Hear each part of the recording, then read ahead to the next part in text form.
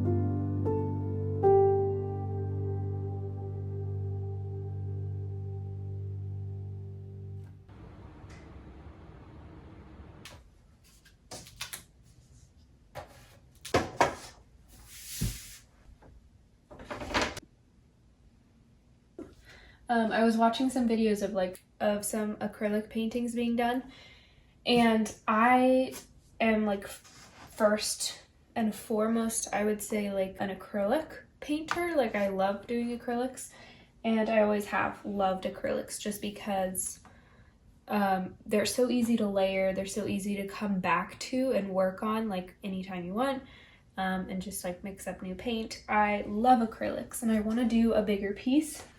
I was making this vision board. These two are my pictures up at the top. This one's my picture. And then these are paintings that I found. These are lovely. I have been craving something that feels a little bit more ethereal. Sorry, I just bumped the camera. But done in an impressionistic style, which is also what I typically do, like lots of brush strokes and stuff like that. So I think I'm gonna start with clouds. I don't know if this is gonna be more of like an abstract piece, like something that is incorporating like different elements. This is a like a Canson board. It says it's Bristol, so it's like one of their Bristol boards, but I paint on these. And I think for these boards, since the Bristol is really smooth, like it's not advertised for acrylic, it does take a little bit of layering to get the paint to like cover the canvas. I really just want to have fun. I miss painting where I don't have to rely on looking at a photo to get completely realistic. Obviously, I showed you I have some pictures of clouds and I am going to reference them, but I don't want to completely just paint a landscape on my phone. These are like my extras of acrylic paint. I might grab this. This is just cadmium red. And then I want like a really bright yellow so that then I can just add a little bit of the red if I want to make a more medium yellow. So this is actually neon yellow. I don't know if I need neon. I also have lemon. I'll just get both of those out. I have primary blue. Probably will need some of that. This is kind of all of my extra paints that I'm trying to use up before they dry out, which most of them have already dried out. So I'm trying to use them up. Ooh, there's also some bronze in here. I kind of want to get that out just for fun. The paint inside is like fine, but this just gets dried. I probably would have to like carve that out, and I don't want to do that right now. Since I like to paint more impressionistic, painting on a large scale really lets your, like when you have the long handle brushes, you can really utilize them, because if you're painting on a small scale, you have to be careful because it's just smaller. I don't know what my plan is. I don't even know if I will be using a lot of blue, but that's a lot of blue. So I've got neon yellow, lemon yellow. I don't know if I'll use the neon yellow, but I just thought it could be helpful. Orange, magenta, ultramarine. No, that's primary blue. At least that's what it says. Violet, and then I have bronze, black, mixing white and white. Just random colors. Honestly, random colors that kind of match what I'm envisioning. So I'm gonna go get some water and a rag. I'm gonna use this brush to start. It's like a pretty big one. I wanna do some like scumbling.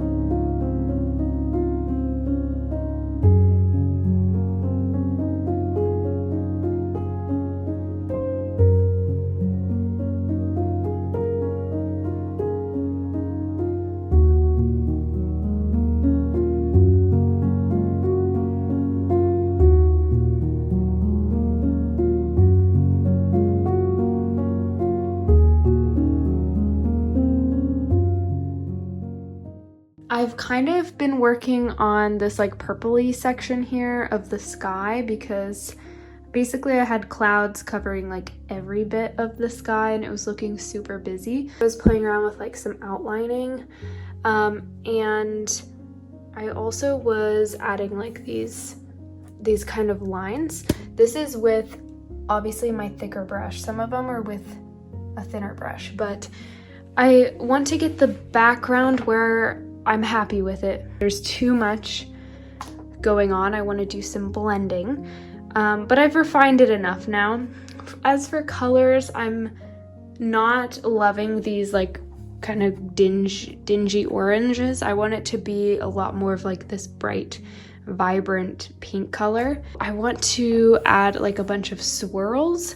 That's why I can't have too much going on with the brush marks, because if I add more graphic elements, it's gonna look like way too overwhelming. While I was painting this, I wasn't sure actually what I was painting. So I wasn't sure if this was water. Now I kind of want to do water, like sky and water, but I don't really have a reference, so I actually don't know what this would look like. That's why I've been playing with like some reflections of clouds. I'm gonna look at a couple of pictures, I think, just to get a better idea of how this would actually look. Again, I can't help but go back to like the realistic side of my brain, but I'm trying not to worry about it too much. I want it to be like some like lots of bright light and fluffy clouds, and then like I wanted to add, this is kind of what I was thinking. I don't really know what this means, but I wanted this to be like dark blue water. And then I was thinking of making the water almost like a night sky. So I want to add like lots of darks, and I wanted to add stars in the water. I don't know why. And then up top, maybe like more like golden colors and brighter colors. I am going to take a break. Again, with acrylic paintings, since it requires so much layering and like covering up what you've already done, at least how I paint, it does help me to take like consistent breaks. I honestly, like, I've been painting for a little bit, so whenever I run out of paint or my water gets really dirty, I'm like, okay, I'll take a break, and then when I come back, I'll just put out new colors. I kind of paint till I run out of paint, and then I can replenish after a little bit of a break. Oh, and these are just from where I had the painting taped. This is how I start paintings, is I just go with the flow, and yeah, it may like waste paint. I know you could go on Procreate and probably like play around enough that you could figure it out, but I really like covering things up and like working through a painting start to finish from a single seed idea that I have no idea where it's gonna go. It's still looking extremely busy to me, so kind of down here, I think it's bothering me. Something doesn't look right, so I'm going to work on this in a little bit.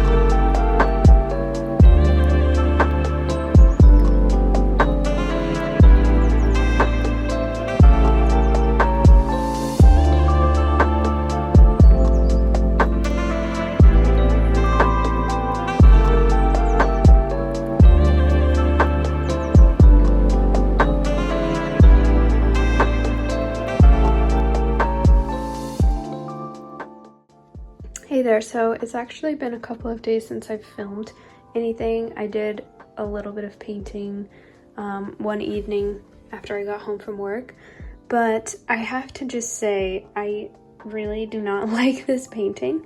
I think one of the problems actually has been I haven't really been looking at a proper reference photo, but I have like 5 of them pulled up, so I kind of mix from each. And each one has slightly different lighting and slightly different elements that you can't really just mix them all together. And obviously I wasn't trying to make this like super realistic or like, you know, even reflecting reality, because I was going to make it a little bit more whimsical, but it's not really working out. And I think at this point I have to just kind of restart or vastly rework elements. But I still wanted to like document this process and document the like painting, because sometimes paintings don't work out, and honestly, is it really one of my paintings if it hasn't been painted over like 2 or 3 times? And that's just how I like to work. I paint, I like to paint over things, and that's fine. It doesn't matter if it works out. Sometimes it's more about the actual process of painting. But hopefully I could inspire you to at least start something, and if it doesn't work out, then that's fine. That's the beauty of acrylic paint, is that it can always be worked over top. But what matters is that it was fun and like therapeutic to work on something on a bigger scale again.